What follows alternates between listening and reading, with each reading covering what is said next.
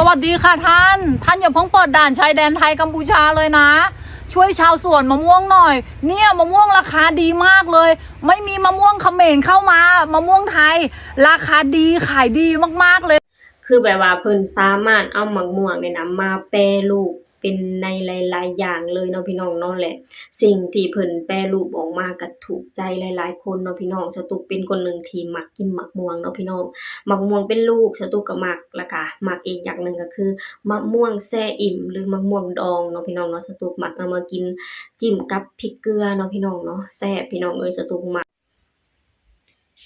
สบายดีพี่น้องสวัสดีค่ะพี่น้องจ้ามาพบพ่อกับซ่องสาวตุกชาแนลอีกคือเก่าเด้อมาวันนี้มาพบพ่อกันในช่วงเวลาดึกๆนี่เด้อพี่น้องตอนนี้สตุกอัดคลิปเป็นเวลาประมาณ4 ทุ่มกว่าๆเนาะพี่น้องเนาะ4 ทุ่มแล้วยังบ่ได้พากันรับกันนอนอยู่พี่น้องสตุกเองก็เพิ่งจะมาแต่บ้านของเอื้อยเนาะพี่น้องเพิ่นเอิ้นให้ไปกินข้าวอยู่ที่บ้านของเพิ่นเนาะพี่น้องและเมนูของมื้อนี้นั่นก็คือผัดกะเพราเนาะพี่น้องเป็นเมนูอาหารไทยแต่ถูกใจคนลาวเนาะพี่น้องกินยามใดก็แซ่บเนาะพี่น้องอาหารไทยเป็นเมนูที่คนลาวมักเนาะพี่น้องเนาะและทุกมื้อนี้ก็ยังมีขายอยู่ที่ประเทศลาวเนาะพี่น้องเนาะและมามื้อนี้พี่น้องชาวตุกเองก็มีเรื่องราวที่จะเว้าเกี่ยวกับคนไทยเนาะพี่น้องเป็นเรื่องราวที่น่ายินดีของคนไทยเนาะพี่น้องและเรื่องราวที่ชาวตุกจะเอามาเว้าถึงในมื้อนี้นั่นก็คือเรื่องราวของชาวเกษตรกรเนาะพี่น้องที่ปลูกพืชเกี่ยวกับมะม่วงเนาะพี่น้องเนาะซึ่งแบบว่าในช่วงนี้พี่น้องทางมะม่วงอยู่ที่ประเทศไทยนะพี่น้องค่อนข้างเป็นราคาที่ค่อนข้างแพงเนาะพี่น้องเป็นข่าวดีของคนไทยที่ทำสวนเกี่ยวกับการปลูกมะม่วงเนาะพี่น้องเนาะซึ่งตอนนี้ก็คือ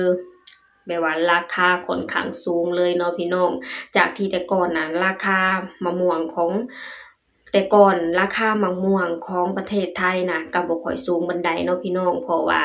ผลจากการที่ว่าทางประเทศกัมพูชาน่ะได้ส่งเข้ามาขายอยู่ที่ประเทศไทยค่ะเป็นจำนวนค่อนข้างหลายเนาะพี่น้องแล้วพอแบบว่ามีมะม่วงหลายขึ้นนะพี่น้องทั้งไทยแน่ทั้งประเทศกัมพูชาแน่มันก็จะเฮ็ดให้ราคาของมะม่วงน่ะบ่ค่อยแพงปานใดเนาะพี่น้องแต่ว่าพอเกิดปัญหากันระหว่างไทยกัมพูชาเนาะพี่น้องแล้วทางประเทศไทยก็เพิ่นอยากจบปัญหาเนาะพี่น้องคือเพิ่นตัดเพิ่นปิดด่านเนาะพี่น้องจึงเฮ็ดให้คนกัมพูชานะบ่สามารถส่งมะม่วงนะเข้ามาขายอยู่ที่ประเทศไทยได้เนาะพี่น้องก็เลยเป็นเหตุผลที่มะม่วงอยู่ที่ประเทศไทยน่ะมีราคาค่อนข้างสูงขึ้นเนาะพี่น้องซึ่งเป็นข่าวดีของคนไทยทุกคนเนาะพี่น้องที่ทำธุรกิจเกี่ยวกับการปลูกมะม่วงในช่วงนี้เนาะพี่น้องสตุกเองก็ขอแสดงความดีใจนำคนไทยเนาะพี่น้องที่แบบว่ามะม่วงของเพิ่นเป็นราคาในช่วงนี้เนาะพี่น้องเช่นแบบว่าเพิ่นดีใจนะพี่น้องเพราะว่าที่ผ่านมาก็ราคาก็บ่ค่อยสูงปานใดเนาะพี่น้องเนาะสตุกเองก็ขอแสดงความยินดีและก็ดีใจนำเนาะพี่น้องและตอนนี้ก็คือทางคนไทยเพิ่นก็แบบว่าดีใจแฮงเนาะพี่น้องเนาะไปพี่น้องได้เฮาไปชมคลิปนี้ไปนำกันเป็นคลิปของพี่คนไทยเนาะพี่น้องซึ่งเพิ่นเองก็ออกมาเว้าเนาะพี่น้องหรือว่าออกมาอัดคลิปบอกว่ายังบ่อยากให้ทางประเทศไทยนะเปิดด่านให้กัมพูชานะเพื่อเอามะม่วงเขามาขายเนาะพี่น้องเพราะว่าตอนนี้นะราคามะม่วงอยู่ที่ประเทศไทยนะค่อนข้างสูงเนาะพี่น้องเนาะไปพี่น้องได้เฮาไปชมคลิปนี้ไปนำกันเลยเด้อก่อนอื่นหมดส่วนตัวเองก็ต้องขออนุญาตนำเจ้าของคลิปนี่เด้อที่จะเอาคลิปดีๆและก็น่ายินดีแบบนี้ออกมาเผยแพร่ต่อเนาะพี่น้องเนาะไปพี่น้องเดี๋ยวเฮาไปชมคลิปนี้ไปนำกันเลยเด้อสวัสดีค่ะท่านอย่าเพิ่งเปิดด่านชายแดนไทยกัมพูชาเลยนะช่วยชาวสวนมะม่วงหน่อยเนี่ยมะม่วงราคาดีมากเลยไม่มีมะม่วงเขมรเข้ามามะม่วงไทยราคาดีขายดีมากๆเลยค่ะเนี่ยราคาดีที่สุดในรอบ10 ปีเลยนะคะท่าน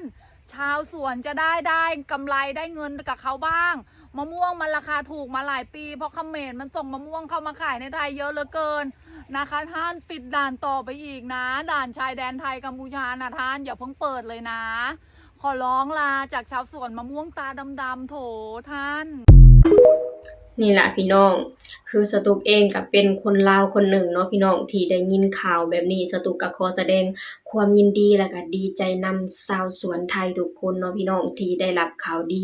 คือหมักม่วงของเพิ่นเป็นราคาเนาะพี่น้องเนาะคือแบบว่าสตุกเองน่ะยอมรับเด้พี่น้องทางคนไทยน่ะเพิ่นเป็นคนที่ฉลาดเนาะพี่น้องเนาะเป็นคนที่ฉลาดเกี่ยวกับสินค้าทุกๆอย่างเนาะพี่น้องบ่ว่าจะเป็นอาหารการกินบ่ว่าจะเป็นคือทุกอย่างนะพี่น้องอย่างเช่นหมักม่วงนี่ก็คือเพิ่นบ่ได้มีแค่มาขายเป็นลูกให้ทาง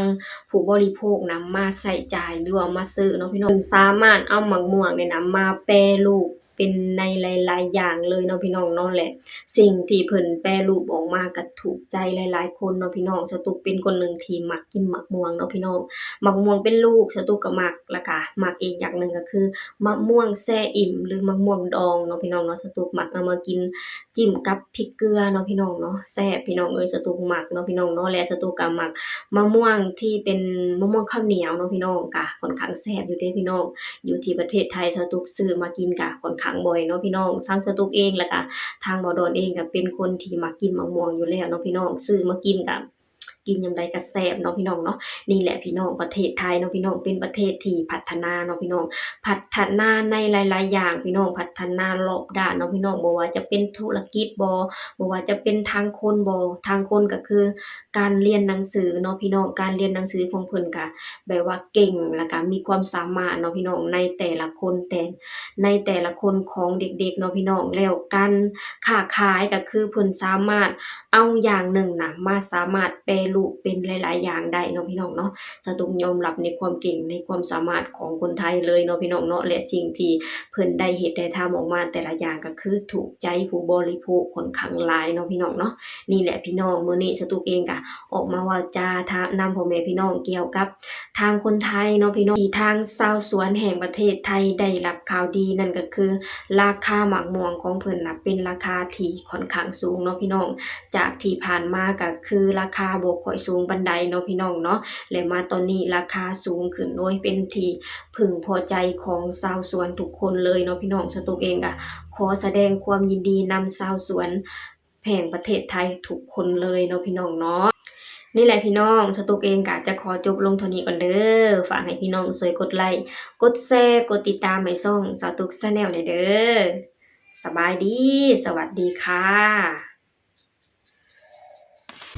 สวัสดีค่ะท่านอย่าเพิ่งเปิดด่านชายแดนไทยกัมพูชาเลยนะช่วยชาวสวนมะม่วงหน่อยเนี่ยมะม่วงราคาดีมากเลยไม่มีมะม่วงเขมรเข้ามามะม่วงไทยราคาดีขายดีมากๆเลยค่ะเนี่ยราคาดีที่สุดในรอบ10 ปีเลยนะคะท่านชาวสวนจะได้กำไรได้เงินกับเขาบ้างมะม่วงมันราคาถูกมาหลายปีเพราะเขมรมันส่งมะม่วงเข้ามาขายในไทยเยอะเหลือเกินนะคะท่านปิดด่านต่อไปอีกนะด่านชายแดนไทยกัมพูชานะท่านอย่าเพิ่งเปิดเลยนะขอร้องลาจากชาวสวนมะม่วงตาดำๆโถ